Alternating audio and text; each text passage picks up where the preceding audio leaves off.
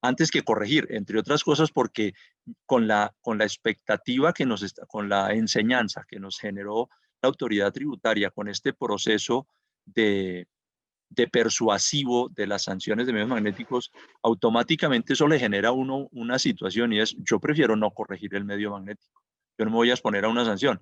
Y entonces, si de golpe yo reporté una información y la persona no tiene cruce con eso o la información está equivocadamente reportada, pues yo le emito un certificado a esa persona para que en caso de que la requieran, él se pueda defender con ese certificado y así aplazo el problema esperando a que madure la situación. Eso es una manera de diferir el riesgo. Muy bien. Muy bien, Entonces, perfecto. Tienes a Rocío avancemos. Jara, que también está preguntando, una persona que no es residente del país y desde el exterior compra un apartamento en Colombia en el año 2019, ¿estaría obligada a declarar renta? Bueno, este tema ya se nos vuelve Eso es se más nos de, vuelve es más mucho de Jaime, formalmente ¿no? importante. De todas maneras, la pregunta es válida, Jorge Fernando, porque estamos hablando de la planeación de las Sí, obligaciones, no solamente concuerdo. sustantivas y informales. Entonces, cuando una persona que está en el exterior decide comprar un apartamento en Colombia y lo compra efectivamente, manda la plata, etcétera, parte de sus preguntas son, ¿y qué debo hacer tributariamente? Primero, ¿tengo que presentar declaración de renta? La respuesta es negativa, quiero decirles. La respuesta es negativa en cuanto solamente posea el apartamento, posea el bien en Colombia, independientemente que el bien valga más o menos de 4.500 unidades de valor tributario. Hay doctrina y jurisprudencia reiterada de la autoridad tributaria y del Consejo de Estado, por medio de la cual se indica que el hecho generador del impuesto de renta es la percepción de ingresos. La sola posesión de patrimonio no es hecho generador del impuesto, no genera impuesto. Razón por la cual, a pesar inclusive de que haya renta presuntiva, la renta presuntiva no es un hecho generador del impuesto de renta. En consecuencia, si usted tiene un patrimonio localizado en Colombia, siendo una persona colombiana o extranjera no residente en Colombia, esa persona, por el hecho de tener ese patrimonio en Colombia, no está obligada a declarar. Queda obligada a declarar en el momento en que reciba algún ingreso que le sea asociado al tema. Por ejemplo, esa persona tiene el apartamento, pero también tiene una cuenta de ahorros en Colombia y esa cuenta de ahorros le generó intereses de 500 pesos. Ya hay realización del hecho generador del impuesto de renta y por esa razón ahí la valoración es distinta. ¿Mis ingresos superan 1.400 unidades de valor tributario? No. ¿Mi patrimonio supera más de 4.500? Sí o no. Y de acuerdo con eso se hace el test de determinación de la obligación formal de declarar. Muy bien. Muy bien, muy bien. La Esto, última pregunta que me están haciendo es, ¿me podría explicar, por favor, la sanción del artículo 640, 641? Lo hace Teresa Mejía. Un Teresa poquito largo, ¿no? menciona, sí, pero Teresa menciona dos artículos, el 640 y el 641. El 640 es el de la Sí. gradualidad de la sanción, el 641 es la sanción de extemporaneidad. Entonces, el 640 es una norma que sirve de paliativo para todo tipo de sanciones tributarias. Me explico. Si usted cometió un error en medios magnéticos y usted liquida la sanción, el artículo 651 le dice, cuando usted se arrepiente voluntariamente, la sanción del 5, 4 o 3% se reduce al 20%. Usted ya de entrada se ahorra un 80%. Sin embargo, luego usted conecta el tema con el 640 y el 640 le dice, si usted no ha cometido una falla similar en los 2 años anteriores, yo le rebajo la sanción a la mitad. Y entonces voy a asumir que la persona no ha corregido medios magnéticos en los 2 años anteriores y por esa razón la sanción del 20 se le reduce al 10. Ahora bien, ¿qué pasa con una corrección a una declaración de renta? La corrección a la declaración de renta, que está en el 644, la sanción de corrección el 10%, pero si usted no ha corregido una declaración de la misma naturaleza en los 2 años anteriores, la sanción por el artículo 640 se le reduce a la mitad. Por eso la sanción de corrección en este caso no sería del 10, sino sería del 5%. Ahora bien, cayendo en el 641, el artículo 641 establece la sanción de extemporaneidad en la presentación de las declaraciones tributarias. Esa sanción de extemporaneidad usualmente se mide sobre el valor del impuesto, que es un 5% cada mes o fracción. Si no hay impuesto, toca sobre el ingreso y si no hay ingresos, toca sobre el patrimonio. Pero El tema es que yo liquido una sanción de extemporaneidad y si no he cometido la misma falla en los 2 años anteriores, el artículo 640 me rebaja la sanción a la mitad. Es decir, no liquido el 5, sino liquido el 2,5, para ponerlo en términos de la cifra.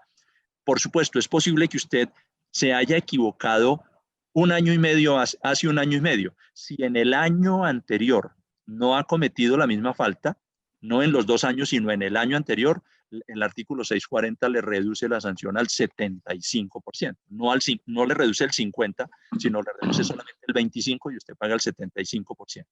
Esa es la manera como actúa el artículo 640, que es aplicable para todo tipo de sanciones tributarias. La sanción de medio, la sanción de extemporaneidad, la sanción de corrección, la sanción, todo tipo de sanciones tiene esa situación. Ok.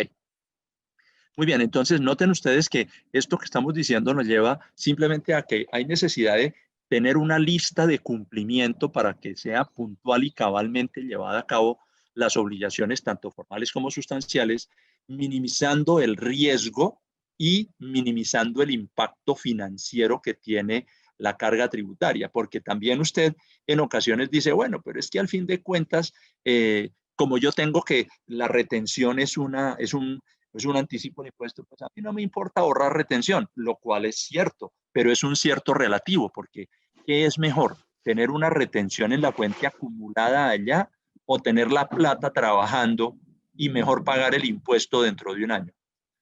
Esto me lleva a los siguientes comentarios, esto que estoy diciendo. Finalmente, cuando usted esté haciendo su trabajo, por favor tenga en cuenta que hay que generar conductas que no se vuelvan una invitación directa a que la administración tributaria lo fiscalice. En primer lugar, cuando usted declare su declaración de renta, haga la prueba siempre, siempre, no la olvide, por favor, de verificar la retención y la autorretención versus los ingresos que está declarando. Porque resulta que usted declara honorarios por 1,000 pesos en la declaración de renta y declara una retención en la fuente de 200. Cuando la autoridad tributaria ve esa declaración, dice, a este tipo hay que fiscalizar, porque no puede ser posible que tenga una retención del 20% sobre un ingreso de 1,000. Podría ser del 11, del 10, pero un ingreso con una retención del 20, eso no puede ser. O usted dice que es vendedor de bienes y tiene 1,000 pesos de ingresos. La retención debe ser equivalente al 2,5 o menos. Pero si usted declara una retención del 4 o del 5%, esa vaina no cuadra, no caja. ¿Saben quiénes se equivocan mucho con eso? Los transportadores de carga. Porque los transportadores de carga tienen que surtir un fenómeno de traslación de retención en la fuente a favor de los dueños de los camiones. Ustedes seguramente saben que cuando un transportador de carga factura, me refiero a las empresas transportadoras de carga, ¿no? Cuando hace la factura, ella factura el valor completo del transporte. Sin embargo, por virtud del artículo 102-2 del Estatuto Tributario, cuando el vehículo por medio del cual se presta el transporte corresponde a un afiliado a la empresa de transporte, el ingreso fiscalmente hablando, el ingreso se lleva dividido, una parte ingreso para terceros y otra para el dueño del camión y otra parte como ingreso propio para la empresa transportadora. Cuando el cliente paga la factura, descuenta la retención del 1% por el transporte. En este caso estoy hablando de transporte de carga, ¿no? Descuenta el 1% de transporte de carga. ¿Cómo debe tratarse esa retención en la fuente que se descuenta por el transporte de carga? Pues el 1% asociado al ingreso para el tercero se traslada como retención en la fuente y el 1% asociado al ingreso propio es retención en la fuente a favor de la empresa transportadora. Pero resulta que las empresas transportadoras cometen el error de contabilizar la retención en la fuente completa a su favor, sobre la factura completa la contabilizan a su favor, y la retención que le deberían trasladar al dueño del camión la declaran como una retención en la fuente por pagar y la incluyen en la declaración de retención en la fuente. Cuando hacen la declaración de renta, por supuesto, toman toda la retención en la fuente. Y entonces usted tiene un ingreso de 20 pesos con una retención equivalente al 1% sobre 100. Si usted hace la proporción, evidentemente encuentra el error. Oiga, ¿usted por qué tiene una retención de 1 peso? Bueno, sí, el 1% sobre 100, 1 peso sobre 100. Si usted tiene un ingreso de 100, si usted tiene un ingreso de 20, porque es el ingreso propio, los otros 80 eran para el transportador, si usted tiene un ingreso de 20, ¿por qué tiene una retención de 1? Eso es un porcentaje que es anormal. Razón por la cual, invitación directa a fiscalización, a salvo que usted tome acción y haga la prueba. Lo mismo la autorretención contra los ingresos, particularmente la autorretención especial de impuesto de renta que ustedes saben que hoy en día aplica sobre la totalidad de los ingresos. Entonces, haga siempre usted prueba de consistencia de la base con la retención que está declarando y que está incluyendo dentro de su declaración de renta. Eso por un lado. Por otro lado, cuando usted tiene abundantes y permanentes saldos a favor sin una explicación razonable, porque si usted es vendedor de bienes exentos, si usted es exportador, pues es obvio que tiene que generar saldos a favor, pero eso de generar permanentemente saldos a favor es un indicio mal visto por la autoridad tributaria. Por esa razón, analice muy bien si realmente sus saldos a favor corresponden a la realidad. O lo mismo que sucede cuando usted aumenta los ingresos y reduce la tributación. Es que curiosamente este año mis ingresos subieron el 20%, pero mi tributación se redujo en un 35%. ¿Cómo es posible que usted con una mayor eficiencia en ingresos tenga una reducción de la carga tributaria? Explíquelo, verifique, encuentre fundamento para que la administración no lo coja mal parqueado. Y un consejo muy especial para todos los que están en este momento en el evento. Concilie los benditos ingresos de renta, contabilidad, IVA e ICA, porque resulta que la gente no hace esa prueba y esa es una prueba de planificación de las rutinas tributarias. Usted tiene que mirar cuánto declara en IVA y verifique cuánto declara en renta. Y si las partidas no son iguales, concílielas, tenga las explicaciones. El año pasado, en el año 2019, la autoridad tributaria desarrolló un programa de fiscalización también por vía persuasiva, solamente mirando ingresos de renta e ingresos de IVA. Y como la autoridad tributaria es tan acuciosa, lo hizo por conveniencia. Entonces, contribuyente A. El contribuyente A tenía ingresos en la renta de 1,000 y en el IVA de 800. Y entonces le dijo, señor, lo invito a que corrija la declaración del IVA porque sus ingresos son menores a los de renta. Y es posible que haya dejado de declarar ingresos gravados. El contribuyente B tiene unos ingresos en la renta de 800 y en el IVA de 1,000. Le mandaron la carta diciéndole que corrigiera la declaración de renta porque tenía unos ingresos menores. Eso se explica, por supuesto, a través de una debida conciliación de los ingresos. Si usted no hace esa conciliación permanentemente o por lo menos una vez al año, usted está condenado a que la autoridad tributaria le mande el oficito y le quite el sueño por lo menos ese primer día cuando usted recibe el oficio.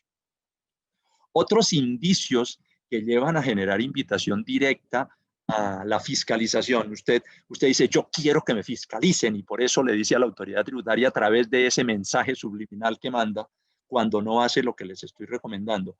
El juego de inventarios, renta e IVA. Esta es una prueba de auditoría que permanentemente hace la autoridad tributaria. Usted toma el inventario final del año anterior, la declaración de renta, háganlo en renta, porque este es un tema de renta. Usted toma el inventario final de la declaración de renta del año 2018, que es el inventario inicial del 19. Usted toma las compras, pero las compras las toma de las 6 declaraciones del IVA del año 2019, porque uno en las compras tiene que declarar las compras de bienes y servicios, de tal manera que la DIAN dice, si usted me declara en IVA bien declarado, pues esas son sus compras. Y entonces, inventario inicial más compras. Y luego le resta el inventario final, es decir, el inventario de la declaración de renta del año 2019. Los invito a que vean la sorpresa que van a tener los que no han hecho esa prueba.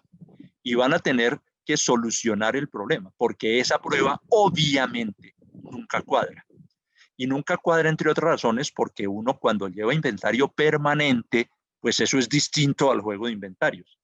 Pero precisamente, como esa es una prueba que la autoridad tributaria hace permanentemente, lo que estoy haciendo es invitándolos a ustedes a que hagan la prueba e intenten conciliar y explicar la diferencia. ¿Por qué razón tengo diferencias? Una explicación normal en eso. Porque estoy declarando mal el IVA. Porque resulta que la gente se acostumbró a que con los afanes en la declaración del IVA está declarando como compras el valor de la base del IVA descontable. Entonces, yo tengo un IVA descontable de 19, eso quiere decir que compré 100 y declara 100 de compras. Pero resulta que las compras no debían ser de 100, eran de 80 o de 120 o qué sé yo. Eso hace, por supuesto, que haya una alteración. Entonces, es posible que usted tenga que enmendar el comportamiento en su declaración del IVA y adoptar un comportamiento distinto, planificado para que el dato de compras sea un dato que sea coincidente para que la prueba le salga exitosa y no quede usted en esa invitación directa a la fiscalización. Esa prueba se la hace la autoridad tributaria a todos los contribuyentes, especialmente cuando hacen solicitudes de saldos a favor. La comparación de los costos de la declaración de renta versus las compras en IVA. Este es un indicativo que está utilizando la autoridad tributaria para los prestadores de servicios. Los prestadores de servicios del 17 para acá empezaron a declarar costo por prestación de servicios, porque la contabilidad de un prestador de servicios puede generar costos. Razón por la cual la autoridad tributaria dice, bueno, Merche, le voy a mirar usted qué costos me está declarando en el IVA y cuál es el valor del costo declarado en la declaración de renta. Compara las dos cifras y como no coinciden, le manda el oficito diciéndole, oiga, explíqueme por qué es la diferencia. Existe otra prueba que no la tengo aquí, que es la prueba de ingresos y pasivos. Usted toma los ingresos y suma el aumento de pasivos de un año a otro y eso le da el origen de recursos y los compara contra los costos y gastos y el aumento de los activos. Y eso le tiene que dar una prueba donde lo que reciben los ingresos más los incrementos de pasivos, el origen de recursos debe ser superior a los egresos. Y si es inferior, usted tiene que demostrar, tiene que determinar las causas que establecen esa situación de prueba anormal.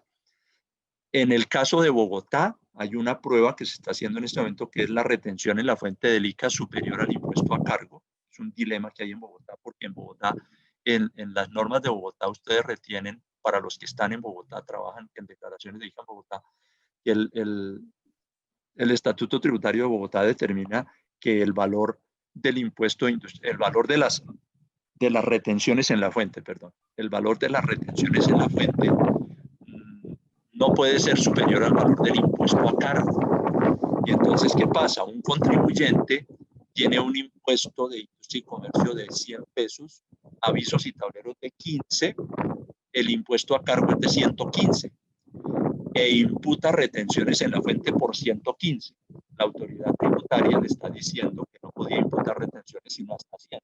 Porque para la autoridad tributaria el impuesto a cargo es el impuesto de industria y comercio, como quiera que la retención en la fuente es por industria y comercio, no por avisos y tableros.